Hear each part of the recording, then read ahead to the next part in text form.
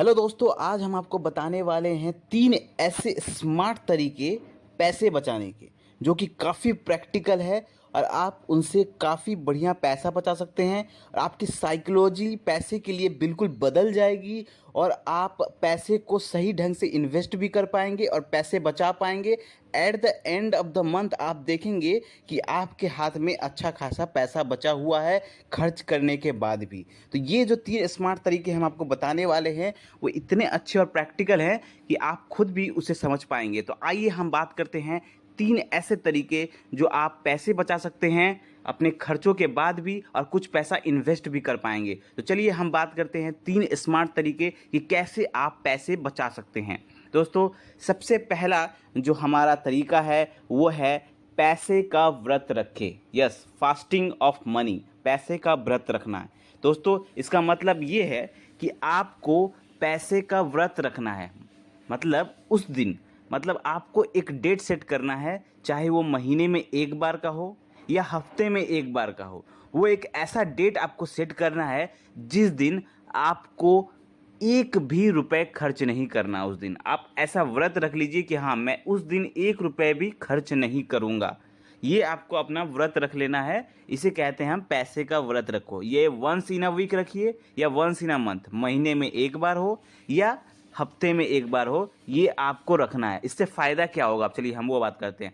इससे सबसे बड़ा फ़ायदा आपको ये होगा कि आपके अंदर एक डिसिप्लिन आएगा। जी हाँ, आपके अंदर एक डिसिप्लिन आएगा पैसे खर्च करने का और आप एक वैल्यू समझेंगे पैसे की। पैसे की क्या वैल्यू होती है वो आपको समझ में आएगी और आप पैसे खर्च करने के बारे में जब आप सोचेंगे तो आपकी साइकोलॉजी है वो पैसे के रिस्पेक्ट के लिए काम करेगी और आप जब भी पैसा खर्च करेंगे तो आपको एक वैल्यू नज़र आएगा पैसे में। चलिए दूसरी बात करते हैं। दूसरा हमारा पॉइंट है कि आपको करना क्या है, लिस्ट बनाकर ही शॉपिंग करें। जब भी आप शॉपिंग करने जाएं तो आप एक लिस्ट बनाएं। बिना लिस्ट के कभी भी सामान ना खरीदें। मैं ऐसा क्यों बोल रहा हूँ, चाहे आप ऑफलाइन खरीद रहे हो या ऑनलाइन खरीद रहे हो। ऐसा मैं क्यों बोल रहा हूँ कि आपने कभी कभी आप मॉल में गए होंगे, शॉपिंग मॉल में गए होंगे, तो आप वहाँ पे देखेंगे कि आप खरीदने जाते हैं। समझ लीजिए आपको ज़रूरत है एक प्रेशर कुकर की। आप प्रेशर कुकर खरीदने के लिए गए, लेकिन आपने बहुत सारा सामान देख लिया आगे में जो आपको एट्रैक्टिव लगा। वो इस ढंग से रखा जाता है किसी भी शोरूम में या किसी भी शॉपिंग मॉल में कि आपको सामान पसंद आ जाता है। आपको भले आपने देखा, आप खरीदने गए थे प्रेशर कुकर, आपने सामने में देख लिया कि अच्छा अच्छा जीन्स लगा हुआ है, सेल लगा हुआ है जीन्स में, तो आपने प्रेशर कुकर के साथ क्या कर लिया, जीन्स भी खरीद लिया या और भी कुछ सामान खरीद लिया। मतलब जिस चीज़ की ज़रूरत आपको फ़िलहाल नहीं थी, आपने उसे भी खरीद लिया।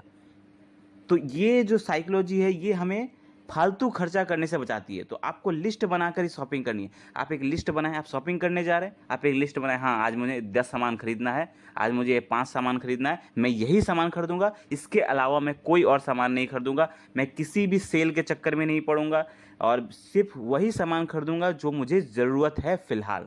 इससे क्या होगा कि आप फालतू सामान नहीं खरीदेंगे, जो ज़रूरी है आप वही सामान खरीदेंगे और इससे आपकी पैसे की बहुत बचत होगी। चलिए अब हम बात करते हैं अपने तीसरे पॉइंट की जो कि काफ़ी इम्पॉर्टेंट है। वो है आपको अपना सैलरी का 20% इन्वेस्ट करना है। जी हाँ, आपको अपने सैलरी की 20% इन्वेस्टमेंट करना है। सपोज करिए कि अगर आपकी सैलरी 20,000 है तो 20,000 का जो भी 20% है आपको वो इन्वेस्ट करना है। एसआईपी में कर दीजिए, आप काफ़ी लॉन्ग टर्म में काफ़ी बढ़िया रिटर्न देता है, तो आप एसआईपी में इन्वेस्ट कर देना है या आप अपने जहाँ इन्वेस्ट करना चाहें। मैं तो रिकमेंड करूँगा कि आप एसआईपी में इन्वेस्ट करें। तो आपको अपने सैलरी का 20% इन्वेस्ट करना है। अब इन्वेस्ट क्या करना है, कैसे करना है, आप ये समझ लीजिए।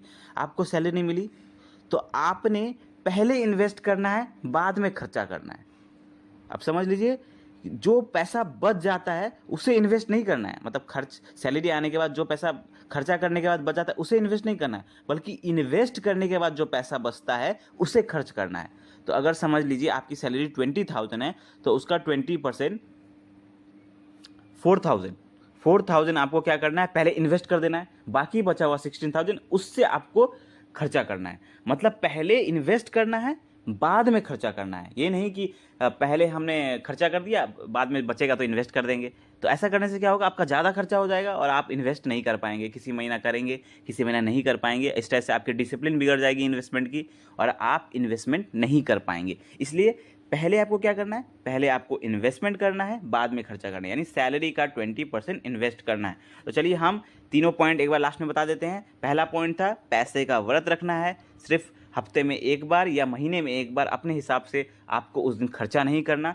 दूसरा, लिस्ट बनाकर ही शॉपिंग करना है आपको। जो भी शॉपिंग करें लिस्ट बनाकर शॉपिंग करें, चाहे ऑनलाइन हो या ऑफलाइन शॉपिंग। उसके बाद तीसरा है सैलरी का 20% इन्वेस्ट करना है। तो दोस्तों ये था मनी का साइकोलॉजी, जिससे आप काफ़ी ज़्यादा पैसे बचा सकते हैं और फालतू पैसा खर्च करने से बच सकते हैं। तो दोस्तों वीडियो अच्छा लगा हो तो लाइक करें, चैनल को सब्सक्राइब करें और ऐसे ही यूजफुल कंटेंट आपको इस चैनल पे मिलते रहेंगे। तो चैनल को सब्सक्राइब करना बिल्कुल ना भूलें। धन्यवाद।